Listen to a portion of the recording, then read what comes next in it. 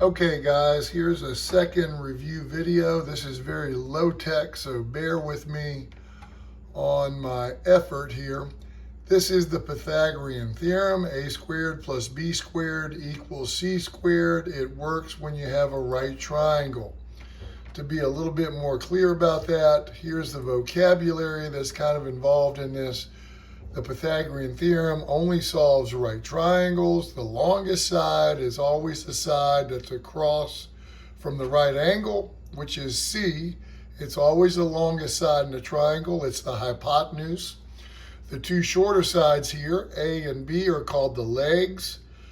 Any three lengths that satisfy the Pythagorean theorem are called Pythagorean triples. In other words, if a squared plus b squared equals c squared, then ABC is a Pythagorean triple. And the opposite of squaring a number is to take the square root. So I've got some quick examples right here that look like ones that might be on the upcoming quiz. Right here, I've got a right triangle. I'm missing one of the legs, one of the short sides. So when I go to type that into Desmos, it's going to be 6 squared plus x squared equals 10 squared. Now, about the only way you can mess these up is if you don't put the 10 by itself. Remember, the longest side is the side across from the right angle, which is the hypotenuse, and it's the one that always goes by itself. Now, when you look at it on Desmos, you get two different answers. This -8 doesn't mean anything to us because you can't have a side length that's -8. We're going to take the 8. So the answer to this one is 8, just like that. Let's go on to the next one. We're going to do it the same way. This time, the one that's missing is the hypotenuse. Remember, it goes by itself. So I'm going to type in 2 squared plus 3 squared equals x squared. I put the x in, so I get the answer in Desmos.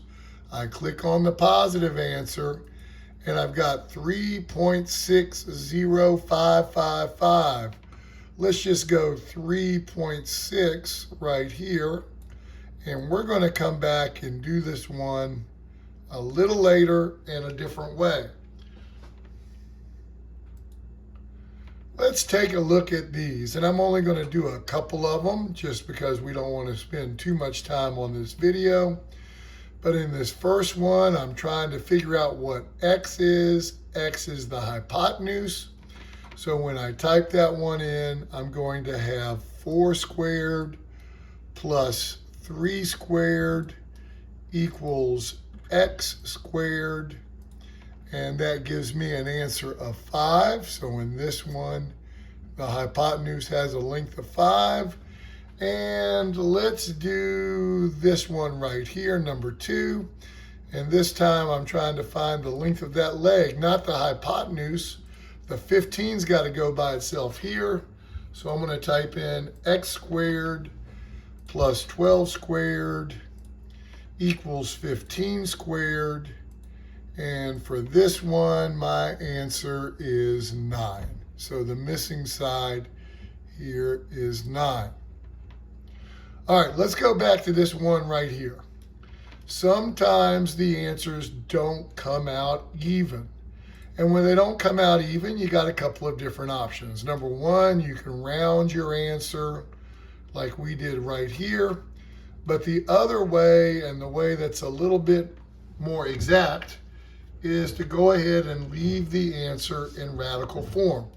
Now, when I worked this one out right here, I did 2 squared plus 3 squared.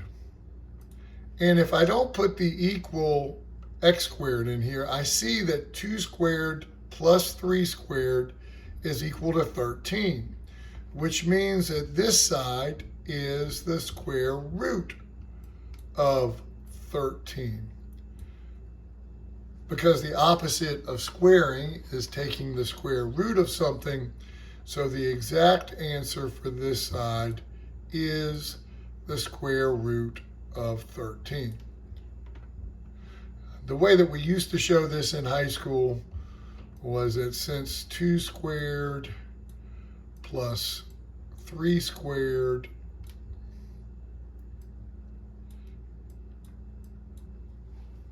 equals h squared,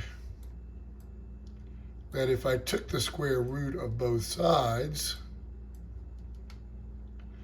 you would see that I get h is equal to the square root of 13. Because 2 squared is 4, 3 squared is 9, put them together, you get 13. And so that's the justification for it. Let's take a look at a couple of more, and well, first let's talk about these things in a little bit more detail. So sometimes you could get an answer that looks like the square root of 5, or the square root of 2, or the square root of 15, and so on.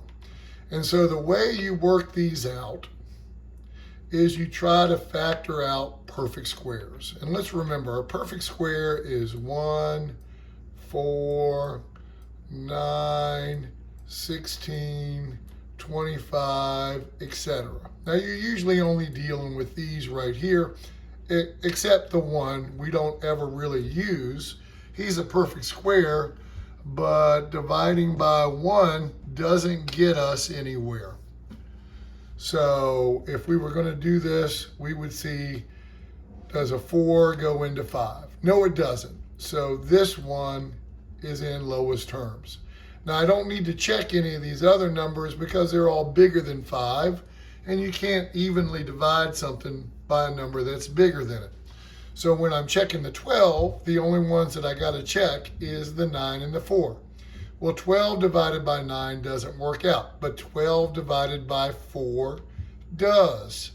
So the square root of 12 is the same as the square root of 4 times the square root of 3. And now the reason that these are the only numbers I care about is because I can take the square root of 4. The square root of 4 is just plain old 2. So that turns into 2 square root of 3. Let's check the 15. 15 divided by 9 doesn't work out. 15 divided by 4 doesn't work out. So this is already the final answer. Let's take a look at the square root of 50. 50 divided by 25 does work out, and 25 is a perfect square. So 50 becomes the square root of 25 times the square root of 2. And the square root of 25 is just plain old 5. So that turns into 5 square root of 2.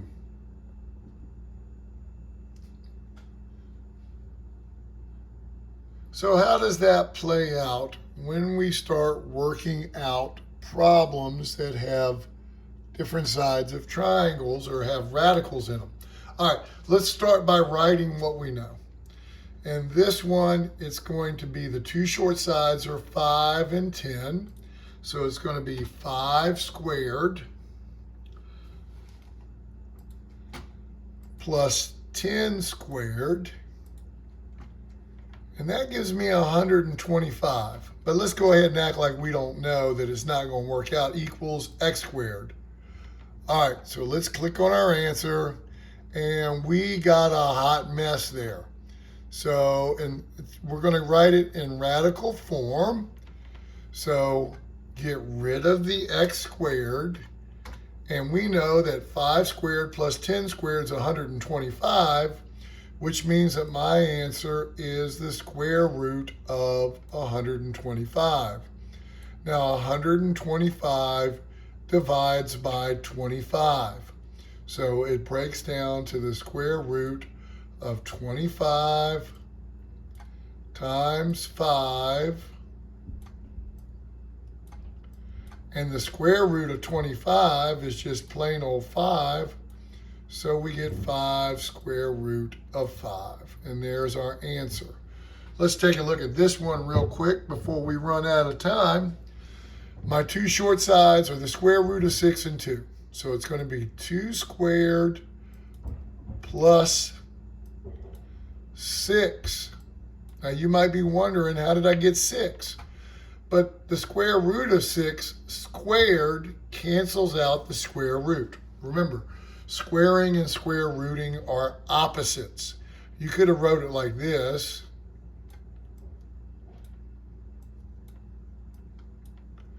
But this square cancels out that square root. And if you don't believe me, you can type that into Desmos and you'll get 6 equals x.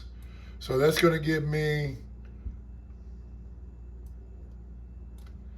2 squared, which is 4, plus 6. That's going to give me 10 equals x squared, which means that x is the square root of 10. Now, the only perfect squares smaller than 10 are 9, which doesn't go into 10, and 4, which doesn't go into 10. So this is your final answer. The last thing I want to talk about are Pythagorean triples. Those are the 3 sides of a triangle that make up a right triangle. And sometimes they say, do the 3 sides satisfy the Pythagorean theorem? Sometimes they say, are they Pythagorean triples? These are super easy. The only way that you can mess them up is if you don't put the longest side by itself. Now in this first one, the 2 short sides are 3 and 4, so you type in 3 squared plus 4 squared, and then on the next line you type in the 7 squared, and you see if they match. They don't match. Not a Pythagorean triple. Do the same thing for the second one. The 2 short sides are 3 and 4, so 3 squared plus 4 squared, and then type in the longest side squared on your next line. Winner, winner, they match up. It's a Pythagorean triple. And the last one that I'm going to look at is the third one here. But make sure that you pick up that 13 is the longest side.